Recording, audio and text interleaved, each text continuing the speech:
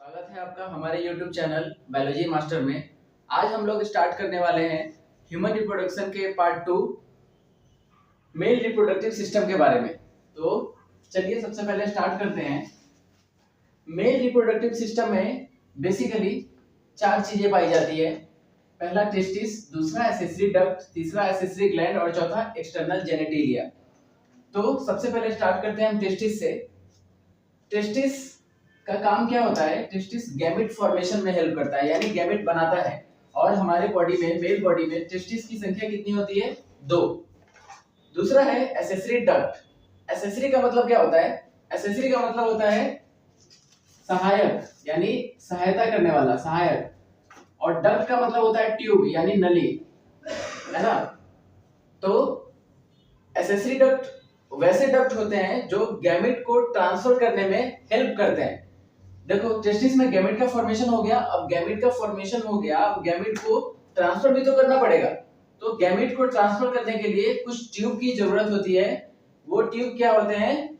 वो 6 प्रकार के होते हैं, 6 प्रकार के होते हैं। पहला रेटेड टेस्टिस, दूसरा वासा एसेंशिया, तीसरा एपिडिडाइमिस, चौथा वास डिफेंस, पांचवा इजैकुलेटरी डक्ट और 6th यूरेथ्रा, है ना।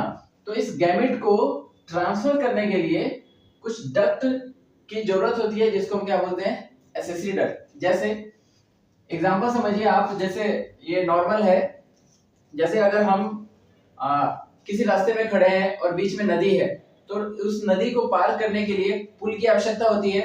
अगर हम यहाँ मान लो खड़े हैं, बीच में नदी है और हमें इस तरफ पहुंचना है, इस पार पहुंचना है, तो यहाँ से यहाँ जाने के लिए एक पुल होता है। तो हमें यहाँ से यहाँ जाने के लिए पुल की जरूरत पड़ी ना, हमें यहाँ से यहाँ पहुंचाने के लिए पुल की आवश्यकता पड़ी। तो ये क्या हो गया? एसेसरी हो गया, यानी सहायक हो गया। उसी प्रकार से गैमेट को एक जगह से दूसरे जगह पे ट्रांसफर करने के लिए कुछ डक्ट की आवश्यकता होती है, उसको हम बोलते हैं एसेसरी डक्ट। तो एसेसरी डक्ट 6 प्रकार के होते हैं। ये 6 है ना, आपको आगे जब मैं मेल रिप्रोडक्टिव सिस्टम का स्ट्रक्चर पढ़ाऊंगा उस समय आपको ये आसानी से याद हो जाएगा, इसलिए अभी इस पे ध्यान देने की जरूरत नहीं है, वो आपको उस समय याद हो जाएगा। तीसरा है एसेसरी ग्लैंड, है ना। एसेसरी मतलब ये भी हेल्प करने वाला। तो एसेसरी ग्लैंड से, है ना, कुछ लिक्विड सब्सटेंस सिक्रीट होते हैं, वो 3 प्रकार के होते हैं। एसेसरी ग्लैंड से कुछ सिक्रीशन होता है। तो वो सिक्रीशन कौन कौन करता है? सेमिनल वेसिकल, दूसरा प्रोस्टेट ग्लैंड और तीसरा बल्बो यूरेथ्रल ग्लैंड। तो मेल बॉडी में सेमिनल वेसिकल कितने होते हैं? 2। इसका नंबर, सेमिनल वेसिकल का नंबर कितना होता है? 2। प्रोस्टेट ग्लैंड का नंबर कितना होता है? 1। बल्बो यूरेथ्रल ग्लैंड कितने होते हैं? 2।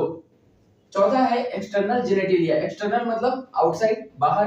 एक्सटर्नल जेनेटिलिया यानी जो हमारे बॉडी से बाहर पाया जाता है। 2 होता है स्ट्रक्चर, एक पहला स्क्रोटम और दूसरा पेनिस।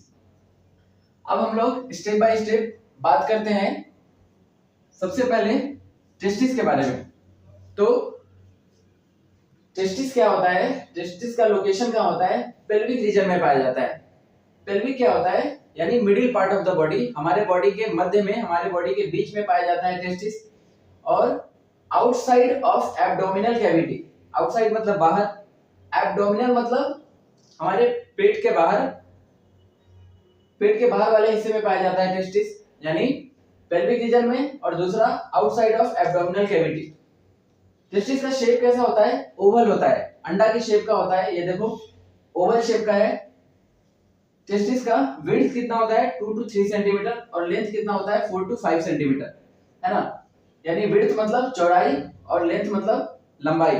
टेस्टिस की चौड़ाई 2 to 3 सेंटीमीटर और लेंथ 4 to 5 सेंटीमीटर। टेस्टिस को हम प्राइमरी सेक्स ऑर्गन भी कहते हैं, क्योंकि ये गैमेट का फॉर्मेशन करता है। ये क्या बनाता है? गैमेट बनाता है, प्रोड्यूस गैमेट।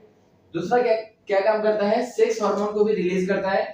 और जो टेस्टिस होता है वो एक पाउच के अंदर प्रोटेक्टेड रहता है, जिसको हम क्या बोलते हैं? स्क्रोटम। टेस्टिस एक पाउच के अंदर प्रोटेक्टेड रहता है, उसको हम क्या बोलते हैं? स्क्रोटम। अब हम पढ़ते हैं टेस्टिस के स्ट्रक्चर के बारे में। तो ये क्या है? टेस्टिस है। ये क्या है? टेस्टिस है।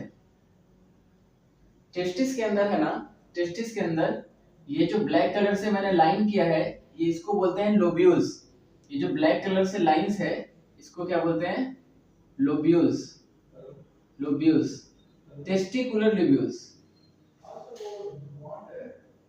ठीक है, लाइन है वो सब क्या है? Testicular lobules. इसमें मैंने 3 दिखाया है, लेकिन ये 3 नहीं होते हैं, इसकी संख्या कितनी होती है? 250। और इस टेस्टिकुलर लोब्यूल्स के अंदर ये जो ब्लू कलर से जो स्ट्रक्चर दिखाया गया है, इसको बोलते हैं seminiferous tubule, seminiferous, seminiferous tubules. यही स्पर्म को बनाने में मदद करता है, यही सेमिनिफेरस ट्यूबुल्स। सेमिनिफेरस ट्यूबुल्स की संख्या कितनी होती है? 1 to 3, यानी किसी किसी लोब्यूल्स में 1 भी हो सकता है, किसी किसी में 2 भी हो सकता है, किसी किसी में 3 भी हो सकता है। मिनिमम 1 और मैक्सिमम कितना? Each testis has 250 testicular lobules. एक टेस्टिस में 250 टेस्टिकुलर लोब्यूल्स होते हैं, और हर एक लोब्यूल्स के अंदर क्या होता है? 1 से 3 सेमिनिफेरस ट्यूबुल्स होते हैं। और ये जो सेमिनिफेरस ट्यूबुल्स होता है, अगर हम इसको हम देखें तो टेस्टिकुलर लोब्यूल्स जो होता है उसमें 2 स्ट्रक्चर होता है, पहला मेल जर्म सेल और दूसरा सेर्टोली सेल। यही दोनों मिलके है ना स्पर्म का फॉर्मेशन करते हैं। मेल जर्म सेल को बोलते हैं स्पर्मेटोगोनिया भी बोलते हैं, और सेर्टोली सेल होता है इस मेल जर्म सेल को न्यूट्रिशन प्रोवाइड करता है, इसको न्यूट्रिशन प्रोवाइड करता है, और ये दोनों मिलके है ना स्पर्म का फॉर्मेशन करते हैं। तो टेस्टिस हमारे बॉडी के बाहर पाया जाता है। हमारे बॉडी के बाहर इसलिए पाया जाता है क्योंकि स्पर्म को बनाने के लिए है ना, जो हमारा नॉर्मल बॉडी टेम्परेचर होता है उससे 2 to 2.5 degree Celsius low temperature की आवश्यकता होती है। स्पर्म को बनाने के लिए जो हमारा नॉर्मल बॉडी टेम्परेचर होता है उससे 2 to 2.5 degree Celsius come temperature चाहिए होता है, इसलिए टेस्टिस हमारे बॉडी के बाहर होता है। ठीक है, सेमिनिफेरस ट्यूबुल्स है वो एक जगह कलेक्ट होकर के, एक जगह कलेक्ट होकर टेस्टिस के अंदर ही एक जगह पे कलेक्ट होता है। इसको हम बोलते हैं क्या? Rated testis, rated testis. जब टेस्टिस के अंदर ये सेमिनिफेरस ट्यूबुल्स सब सारे सेमिनिफेरस ट्यूबुल्स एक जगह कलेक्ट होते हैं, उसको हम क्या बोलते हैं? Rated testis. और जब ये टेस्टिस से बाहर निकलेगा, ये ट्यूब्स जब टेस्टिस से बाहर निकलेंगे तो इस ट्यूब को हम बोलते हैं क्या? वासा एफ्रेंशिया, वासा एफ्रेंशिया।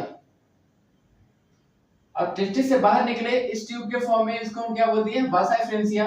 अब ये ट्यूब जो है ना एक बड़े से मोटे ट्यूब में ओपन होगा। इस मोटे ट्यूब को हम क्या बोलते हैं? एपिडिडाइमिस।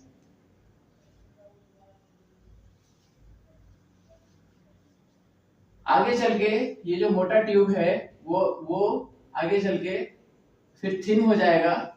इस स्ट्रक्चर को हम बोलते हैं वास डिफेंस।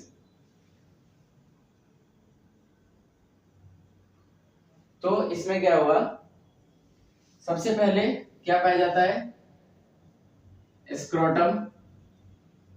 स्क्रोटम के अंदर क्या पाया जाता है? टेस्टिस। टेस्टिस के अंदर क्या पाया जाता है? Testicular lobules, testicular lobules. Testicular lobules के अंदर क्या पाया जाता है? Seminiferous tubules.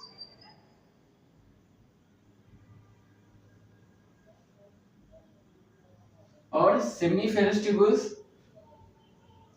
2 तरीके के होते हैं, इसमें 2 स्ट्रक्चर पाया जाता है, male germ cell, male germ cell, और दूसरा सेर्टोली सेल। ये दोनों मिलके स्पर्म का फॉर्मेशन करते हैं। जब ये सेमिनिफेरस ट्यूबुल्स एक जगह कलेक्ट होते हैं उस स्ट्रक्चर को बोलते हैं रेटेड टेस्टिस। जब टेस्टिस से जब ये ट्यूब्स बाहर निकलते हैं उसको बोलते हैं वासा एफ्रेंशिया, और बाहर निकल के एक मोटे से स्ट्रक्चर एक मोटे से ट्यूब में जाते हैं उसको बोलते हैं एपिडिडाइमिस। एपिडिडाइमिस आगे चल के फिर थिन हो जाता है, उसको बोलते हैं वास डिफेंस। बाकी जो स्पर्म फॉर्मेशन है वो हम पार्ट 3 में डिस्कस करेंगे। तब तक के लिए आप इतना रिवीजन करिए। Thank you.